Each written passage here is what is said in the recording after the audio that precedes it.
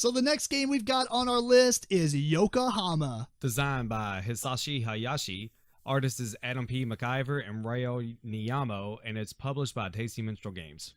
I guess it's Yokohama. That's right. Yeah. Not Yokohama, not Yokohama. Yokohama. Yes. Mm-hmm. Anyway, Eric, you ready for this? Are you going to do this one? Yeah, I'm ready. All right, Eric's going to explain this one, and then we'll talk about how it went. Okay, so Yokohama is a game for 2 to 4 players where players are being merchants trying to get the most fame. So during setup, you are setting this up as kind of a modular board. It's pyramidish or like a brick wall style where they're offset. And they consist of different actions. So everybody's going to get a warehouse that's going to hold your assistants, the shops, and trading houses. That's not available for you. Anything that's available for you is called in your hand. That's going to be out in front of you. So you start out with a president, which is a pawn, and you're going to move that around the board later to do the actions. Start out with 8 assistants, 2 shops, and some yen, depending on the player order. Also, an order card, which you're going to complete during the game to get victory points as well as other benefits. So the areas on the board are going to be to get resources such as silk, tea, yen, copper, and fish. There's going to be a port to get order cards. There's going to be a lab to get technology cards. These technologies give you different game bending or rule breaking things, such as putting down additional workers or assistants, or getting VP for doing certain actions. There's also an employment agency to get items out of your warehouse, Chinatown to sell or buy some goods, and a church that you can donate resources to go up on this track, and then also customs where you're getting rid of your imports to go up on that track as well. So during the game, you're going to, during your turn, you have a time to do free actions before you start your main phase. And then after your main phase, you're going to have another chance to do additional free actions. So on the main action phase, on your turn, you're going to start with placements. So you're, you will place down 2 of your assistants in one spot, or you're going to place 3 on 3 different spots. However, if you put any of your assistants where someone else has a president, you have to pay them 1 yen. After you've placed your assistants, you're going to do movement. If you have your president in your hand, you're going to place it on the board anywhere that you have an assistant. If he's on the board and you can't do anything with him, you're gonna pick him up. At that point, you can take as many assistants up as you want, but you do lose the rest of your turn. That's actually funny because we didn't do that at all. No, I doubt that happens on many games, but you could get locked out if you have no yen or something. Because if you move your president through another president, you have to pay them a yen. Right. So if you don't have that, you can't. Or you're in the corner in the out. 2 spaces next to you of guys and you can't pay. Right. Gotcha. Okay. So that's not going to happen very often, I don't think. What mainly you're going to do is move around your president. To do so, you have to go through the assistants that you already have on the board. You can go through as many assistants to go to action space that you want. So in the next phase, you're going to do the action where your president is at. It's going to be a power level of typically 2 to 5. You figure out your power level depending on how many pieces you have on that action space. So a president's going to give you 1 power. Assistants are going to give you 1 power each. And then you'll also have buildings there potentially that are going to give you 1 power each. The more power you have there, the better the action is going to be for you, such as getting 2 fish for 2 power, or you could get like 5 fish for 5 power. So after you do that, if you've done a 5 power action, at the starting of the game, every action space has a random tile that's placed down. And that's going to give you imports, and imports you can use at the customs house, or you can use them to make some actions better. You're going to get that as a bonus for the first person that does a 5 power action at each action spot. The next thing is, if you've done a 4 or 5 power action, you optionally can build a building on that site. So you have these shops that you can put down, and they're going to give you, there's like 4 different spots. One spot's empty, depending on the player count. You might have to use that, but every player can put one shop on every action space, and they're going to give you, some VP, or they might give you some other benefits, such as get stuff out of your warehouse, or put down workers for free, or assistants for free. After you have built, if you wanted to, you're going to go into recovery. In recovery, you're going to pick up all the assistants that you have from that action space. And then you go into your your free actions at the end of your turn, which you also going to do at the beginning of your turn. Those are to use a foreign agent. How you get those is once you complete orders or get these technology cards. They all have a flag symbol, country symbol, right? If you ever get a duplicate, a same country, you get one of these diplomats or foreign agents. So you can use those once per turn. Well, each one of them you could use once per game, but once per turn you can use one. When you use it, you will get a action to use in an area that doesn't have your president, but has your assistants. So you'll do that action. Oh, another free action you can do is completing one of these action cards. There's 3 that start each game, and they're always different. And then you also can fulfill your order cards. So what triggers the end game on this is once everybody builds all their trading houses. Oh, and with your trading house, while you want to build that, each action space could only have 1 trading house. If anybody does action on that space later in the game, you get a yen from the bank. And they're fat victory points. And yeah, so you get more victory points for getting those out. So once someone has completed or built all of their trading houses or all of their shops, it will trigger the end of the game, or you can't replenish the order cards, or there's a certain number of assistants that are on the church or the customs board will also trigger the end of the game. You complete that turn, you complete 1 more turn, and then you go to final scoring. Where final scoring, you will get bonuses for whoever has the most assistants on the church track, the most assistants on the customs track, whoever has the most technology points, as well as country bonuses, which are from your cards. Every series of cards or countries will give you bonus points. So, 1 might give you 1 point, 2 might give you 3, and so forth. And then you have a remainder bonus for things you have left over for your coins and resources. And that's the game. Matt, were you at Lexicon when they were playing this? And we looked at it and was like, y'all going to be here a while. No, I don't think so. Maybe not. Have you seen pictures of it and stuff? Yeah. No, I'd say it takes up a big chunk of space. It takes up a lot of space. Of course, with 4 players, it is a little bit smaller footprint with 3 and 2. But even with that, it does take up a decent amount of space. Played it at your house? Right. Take up most of the table, or? A good chunk, yeah. Yeah. Okay. Yeah. Well, anyway, the reason I ask you that is because, so some of our friends were playing it at Lexicon, a convention, and they set it up. We went and played like Pandemic Legacy, or a Pandemic Survival. Right. And it was like maybe 45 minutes. We come back, they had finished the rules, and they were like 1 round in. It was like, whoa, that's going to be a long time. So, and you tried to obtain this game a couple of times since then. Right. We played it, and I'm just going to start off with the length. Like, what would you expect? What do our group. What do you think? I've already seen that it's not that long of a game.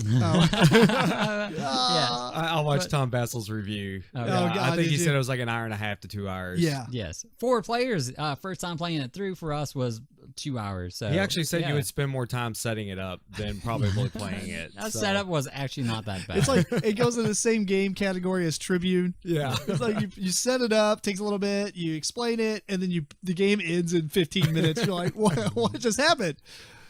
But man, no, I was floored by the length of this game. It was amazing. It looks like it's going to be like a 4-hour game. It looks like it's going to be super, super heavy. It is daunting and intimidating looking at it. All these action spots, all these things to do, all these things to remember. Right. But surprisingly enough, it's not that complicated. It's pretty easy to teach. Yeah. It was pretty easy to learn. Not that many rules were like, I did have the rule book handy, but I don't think we ever had to go reference it. Just to comment on the time, though, if the game was 4 hours, I would have still been fine. Yeah. I mean, it is a lot of game in what you're doing. It was just that the fact that you get all that experience in like a 2-hour game. If you already know how to play it and you play it 2 hours, that's fantastic. I mean, it probably still takes you 2.5 to set it up, but yeah, there, 2 hours plus like 15, 20 minutes to set but it up. I would even say our second run through would be even shorter than 2 hours. That's true because everybody would. You're still learning. Your first playthrough is always going to be a little bit longer. So Yeah. I would say it probably is hour and a half, maybe hour 45 with 4 players. Yeah, I don't. Eric, you start. Oh, yeah. Go into your other stuff. I liked it quite a bit. I think it has tons of options. Not overly so because you always have what you're trying to do. I like the aspect of putting down your assistants because it gives you a lot of pre-planning.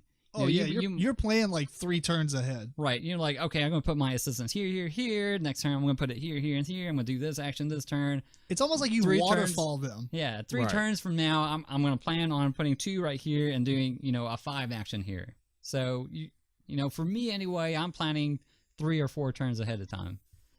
And it's weird because, you're talking about the setup and everything, and I have a note on here saying that I almost kind of wish the board was smaller. Like you were playing 4 players on the 3-player mat. I was gonna reference that as well. It's didn't get in each other's way as much as you thought. Maybe I guess a little bit, but I would have. So you want a little tighter. Yeah, because the game isn't like Agricola where you're like you need to do everything, but you don't have enough time to do it all. Mm-hmm. This one you can literally ignore certain things and still do really well. Yeah. Well, that depends on the placement, but still. Right. Yeah, it is modular and it is random where things are going to be. But in a 4-player game, there's 2 places to get fish. So, you're not going to... You might have to travel kind of further away to get another fish spot, but nothing was really out of the way or hard to get to. Right. I think there's only one time that I had... Maybe twice I paid somebody money, but I bought a technology card where I would always refresh back to 2 yen. Uh-huh. And I just stayed on the low end. And then every turn I would just spend it on random things or whatever. I would purposely move past people, not purposely just to give my money away because that doesn't make any sense. Yeah, you do have to pay if you move past them. Right. But if I needed to get from here to here and that was the only path, I didn't shy away from it just because I had to give somebody $1.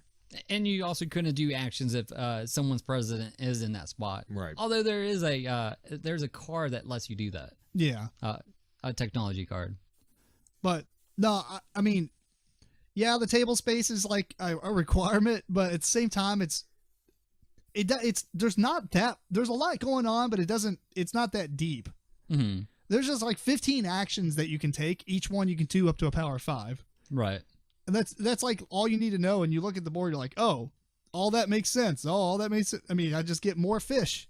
I get to pick, there's these cards you can draft, and it's like you can pick one with basically the scroll that it has. It's like low, mid, or high, but it's just a color coordinated thing. You're like, all right, well, I can pick any red card or below on this like little track. When you're getting orders, yeah. So how that works is the more power you put into it. If you put only a little bit of power into it, you might only have the 2 low cards to pick from. Or if you put more power into it, you can choose from the bottom 4. And if you put a lot of power into it, you can choose from the whole 6. Right. Yeah. This is like Istanbul with like a Stefan Feld point salad mixed into it instead of just a race to get 5 gems. Yeah. Mm-hmm. You like this? Did you like Istanbul? Did we play it? Did you play it? I would have thought you played it. We played it a few times, so. Do you own it? I do. Okay, yes, then I played it, yes. Yeah. I know. I remember we went to the AEG night the one time and wanted to play it, and we missed out on it. But I think I'm almost positive I played it. Well, either way, I think I'm not trying to compare this to Istanbul because they are quite different, but Right.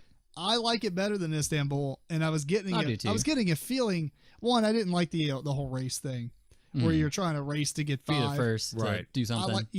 I like the point salad stuff. It also kind of gave me like that. I don't know why, but it gave me the 5 tribes feeling of the way the points. Oh, maybe because there were so many different options. You know, you're not really. You know, I can do this or I can do this. I have to do all the. You know, I need to get these 3 items, so you can do them in any order. Yeah. Man, I don't know. Super good game. Mm-hmm. I was. You know, I went in there thinking it was going to be good, but long, and so we would play it every once in a while. Right. Mm-hmm. But yeah, I think this is like a really, really big hit. Yeah, I think you'll hit the table quite often, and at 4 it is a little loose. I think I would even like it best at 3. Yeah, 3. And you know what? As long as people are planning their next step ahead, Mm-hmm. like the turns were actually pretty quick. Yeah. It just when somebody like it's like I need to complete this order. My next 3 turns, I have to do this, this, and this. And then when you complete your order, like, oh, I don't really think about what I was going to do after this. Right. So then you get like a new order, and then you start planning 3 turns ahead. Mm-hmm. And so like experienced players might not have to go through the reset of their planning because they're gonna, as they're doing stuff, get more orders and just add them into their planning. Right. But yeah. Yeah, most of your turns are going to be pretty quick. You know, you're putting down assistance, you're moving your guy, doing the action of that spot, reclaiming your guys.